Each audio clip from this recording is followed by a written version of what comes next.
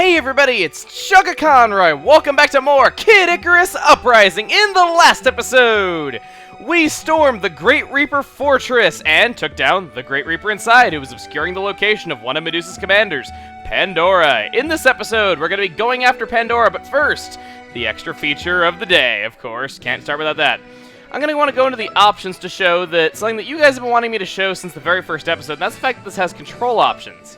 And there is a lot of customization here. Now, I didn't want to show this immediately. A lot of you were asking me why I didn't talk about this immediately, and that kind of goes against my whole control adjustment period argument I was making, where if you just get used to the controls, I think you'll honestly prefer them over what you wish the controls were like. But if you've played a few chapters and you still don't think you can get the hang of it, it's here. You can change all kinds of things. You can make it so that you move with the circle pad or A, B, X, and Y. You can make it so that you move the reticle with the D-pad, touchscreen, or A, B, X, and Y. Again, I prefer the touchscreen. You can change all these different camera options and stuff like that.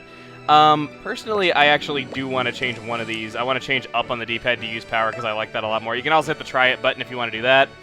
You also can change the reticle and camera for air battle and land battle. If you're a fan of Star Fox, you can invert horizontal, invert vertical. You can also like customize the speed and all that. There's also this button if you want to change it back to normal.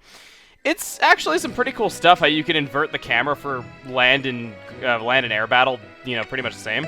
You also have some other things. You have the guide arrow here, which I have turned on by default, just to kind of, I guess, as a visual aid to show where you're supposed to go. Shot homing you turn off, I don't really see it as that big a deal. By default, it comes on. Aim assist, I don't really see much point in, and I kind of like just aiming normally so that my reticle doesn't lock onto something I don't want to use, that I don't want it to hit when there's a crowd of enemies. And you also have auto fire, which I don't like at all. I'll actually demonstrate this for you really quick. Some people like this a lot, and I don't know why. It's flat out if your reticle's on something that you can do damage to, you will fire at it. I don't like having to basically let go of the touchscreen to let my charge attacks go up, or basically make sure that my reticle doesn't roll over any enemy so that I don't use up my charge attacks. I don't know. But the main reason why I wanted to go into controls is the fact that there's been something that many of you have been commenting about since the first episode. Back then I said that this game is not dual analog and that I feel like it's better if you just stop wishing for dual analog and just try to get used to things the way they are. Many of you have told me that I am wrong and that this game is dual analog as it supports the CirclePad Pro. This is not true.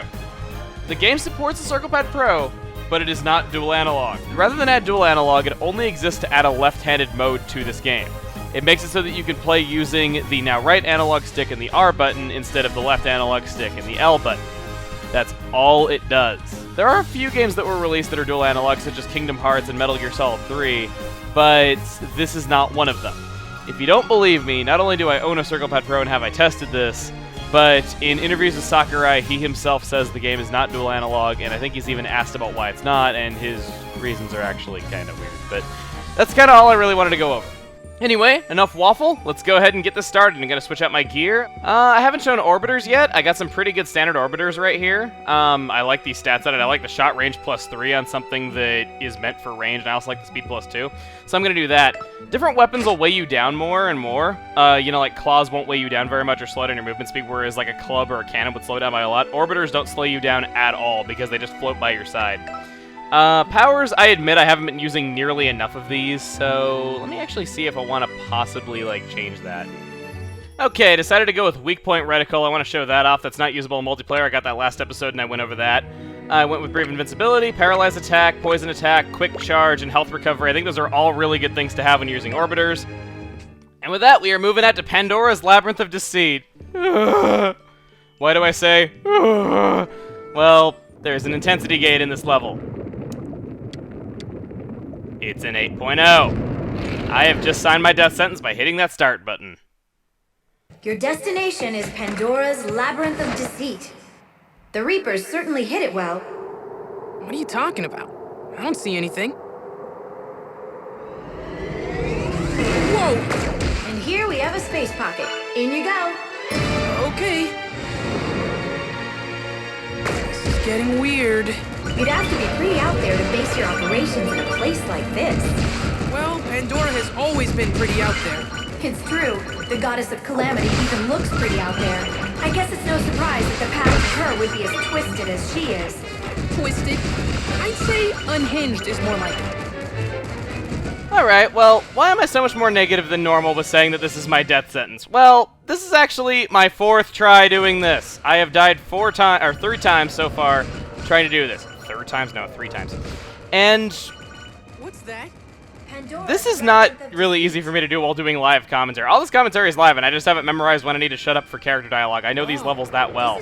Plus, on top of that, this is also the first level where I died when playing the game the first time when it came out about 1.5 years ago. So, needless to say, I have some trouble with this area. And I will be showing my fails later on, but I don't want to, like, show my complete failed attempts because this is an on-rails area, and because of that, it's just not really good to show all my attempts in full. But anyway, this area, I'd like to bring up something that, well, people are surely to disagree with me on, but I still feel kind of strongly about it anyway.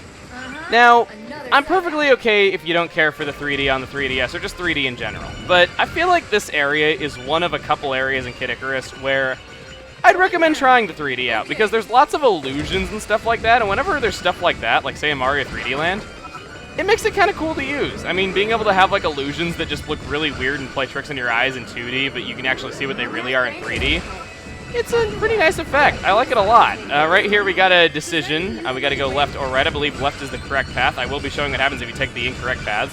But yes, left is the right path. That is not a very good choice of words, because that's a very confusing choice of words. We can't let her get to us. I have to hustle before the power of flight runs out. That would be problematic. You see, I can't extract you if Pandora's powers are still active. Pretend you didn't say that. Palutena is such a jerk. I mean, Goddess of Light? Really? Like, all she does is just insult Pit or sick burn him or just be like, well, I can't extract you as long as Pandora's powers are still active. Forgot to mention that before you went in. Yeah. I don't know. I don't really buy into her whole Goddess of Light shtick, but let's go out. A way out! Now's your chance. Wait a second. Whoa! I'm outside now? This could be another trick. But it all seems so real.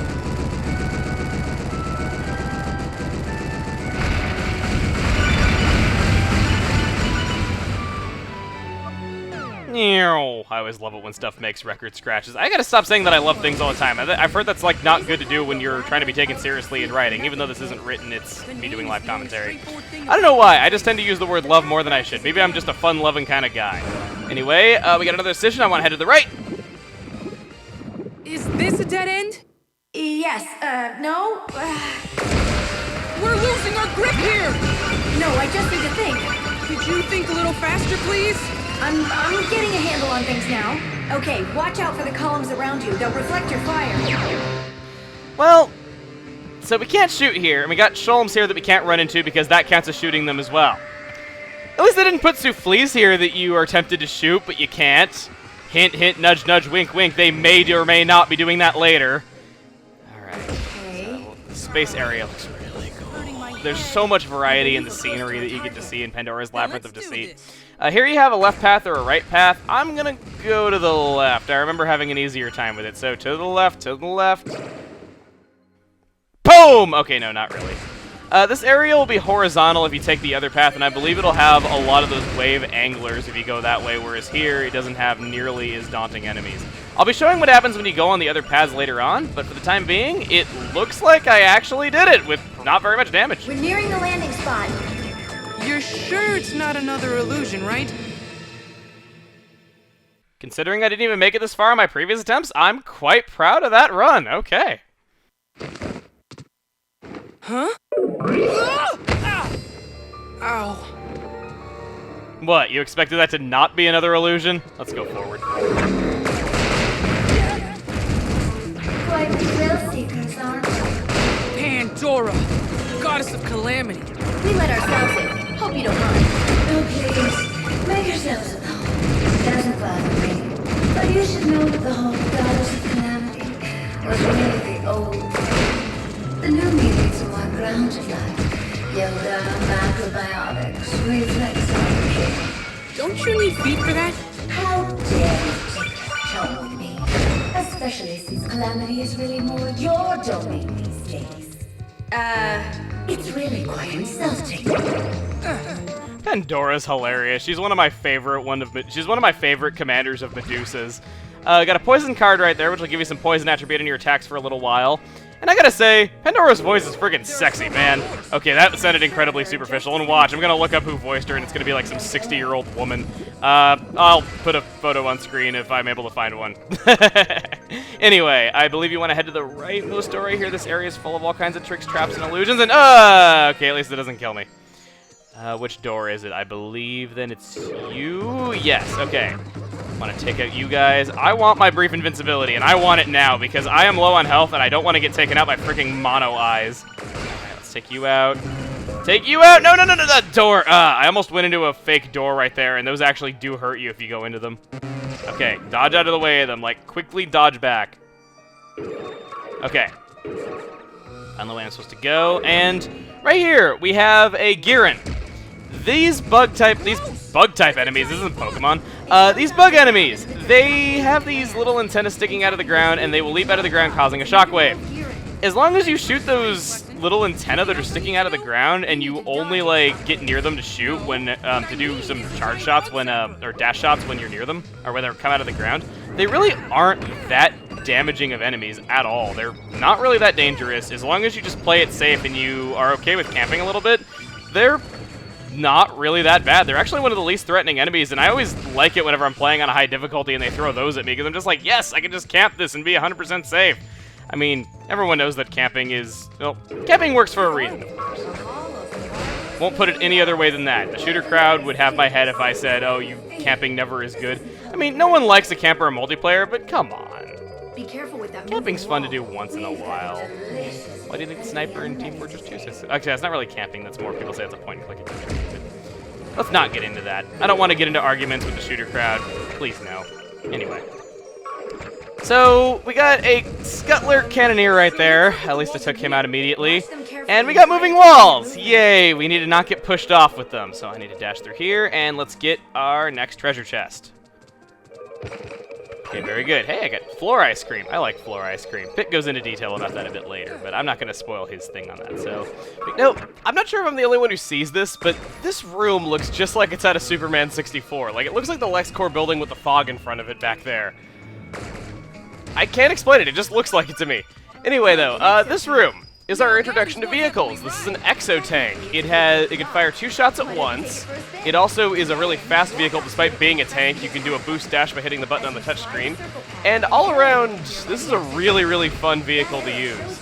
It's just not that great for turning, as you saw right there with me bumping into the wall. You also can't really overdo it with the boosting when you're not on a straightaway. Vehicles work kind of interestingly. You will not take damage if you get hit while you're in them. However, if a vehicle gets hit too many times, it'll start blinking red.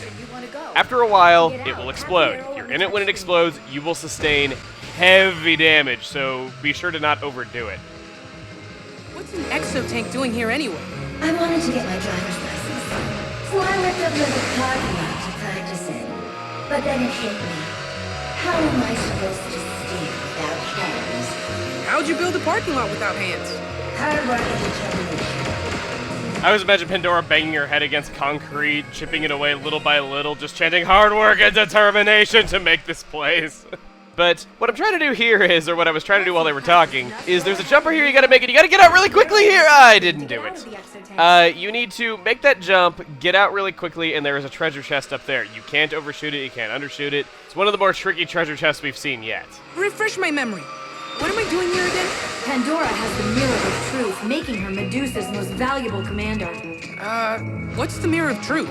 Oh, that's not fancy. The Mirror of Truth makes a copy of whatever stands before it. So, hypothetically speaking, it could turn one ice cream sundae into 2? And that's why you're one of the great minds of our time. It copies what's in your heart and creates beings identical in nature. So what Pandora possesses is a way to create monsters on a catastrophic scale. That's one way of looking at things. Then it has the potential to make entire armies for Medusa. We have to destroy it! Wait, does the mirror copy the reflection's soul too? Or just the body? That's a good question. Maybe Pandora will tell us. Do I look like a strategy guide? In case you haven't noticed. This isn't the Ask Auntie Pandora hour! She makes a good point, especially when she yells. Don't lie, you totally watched that if it was a real show. Platforming right here. Platforming's a little bit weird. You have to dash at basically off of a cliff to do an auto jump. It works in Zelda. Here it's a little bit wonkier. Those orange platforms seem to spell something. Ooh, like a secret message. Can you decode it? It says Pandora. It doesn't seem like there's much to decode here. Well, that was a letdown. You're just jealous of my knack for interior design and my flair for spelling. Yes, I'll never have powers like yours. There's Palutena being a jerk once again. Anyway, this right here. I was cost many a life in this room when this first came out. I guess it's bouncy time. Yeah, these trampolines are supposed to move you onto the next area safely, most of the time. At least I think they are. I don't know, Pandora designed them, so maybe they're not supposed to be safe for a reason. I'm not really sure what the reason for that is, but they just seem to not work very well for me. And for that reason, I'd recommend being very careful. If you go up there, there's a battle with a tough enemy, and if you defeat him, he will drop you a food item. If you think you can do it without taking much damage, be my guest, but I'm not going to try it. There's also no treasure chest up there for it, so it doesn't count as a secret. But what does count as a secret is if you head up here, and you go to the right, and we don't miss these jumps. Good. We get ourselves a 4 gates. The other treasure chests in this room, the middle one would have been a trap, actually, which we haven't seen yet. The right one, I believe, is a different treasure. I believe you get a power in one, a weapon in another, and then the little one in the middle is a trap. So, you don't really have any reason to go for the middle one because, well, little chest. I guess it... Oh, come on! If you couldn't tell, I really, really do not care for these trampolines. They don't work properly. What I want to do here is... Let me look around a little bit. Let me just see where I am. Okay. It responded me, I think, on the platform that I would have landed on if I made the jump properly, which I didn't. So, I'm just kind of glad to be here and be alive now. Let's dodge you. Okay, he missed and he jumped off the cliff and died. Let's jump over here, and we got some mono eyes that are playing around in there. They look so cute, but I'm going to kill them because, well, I'm not a very good angel. Let's drop down here. And down here is the reason why I need to play this stage on 8.0. Curse you for existing! Okay, no, not really. This is my favorite intensity gate in the whole game, and it'll become apparent why once I step inside. First of all, I like this illusion. Well, not really illusion, though, but just the fact that there's nothing behind it in physical space, but when you go inside... Whoa! Now this takes me back. Ah, memories. It's especially classy because it's an 8-gate, you know, 8-bit. I don't know. I don't like it whenever 8-bit references are overdone. I mean, there's people that think that, you know, a game is automatically good if, you know, the game is just full of 8-bit references, and I couldn't disagree more with that.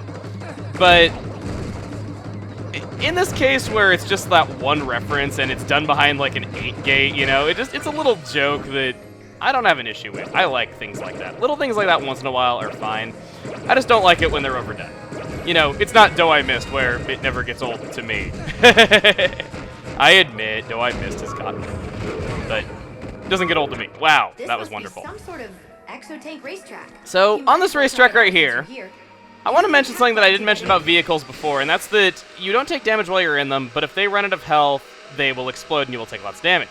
The reason why I'm heading backwards here is, well, there's a souffle on this track, and if you charge right into it, you will get yourself tons of hearts. So, want to get yourself a souffle, you can do that. Alternatively, you can chase it around the track a few times and eventually catch up to it, but it's much quicker to just go through this area backwards. However, if you go through it backwards, I believe they still make you do it frontwards at least once, so I'll go ahead and cut ahead to go doing this frontwards at least once. Ramp has appeared next to the starting point. Take it up to move forward. You know I appreciate your help, Lady Palutena. I'd be totally fine without all this hand-holding, too. That's right. Hand-holding is strictly prohibited here. Not to be rude, but I have to project a certain aura of toughness. We understand. Rules of being boss.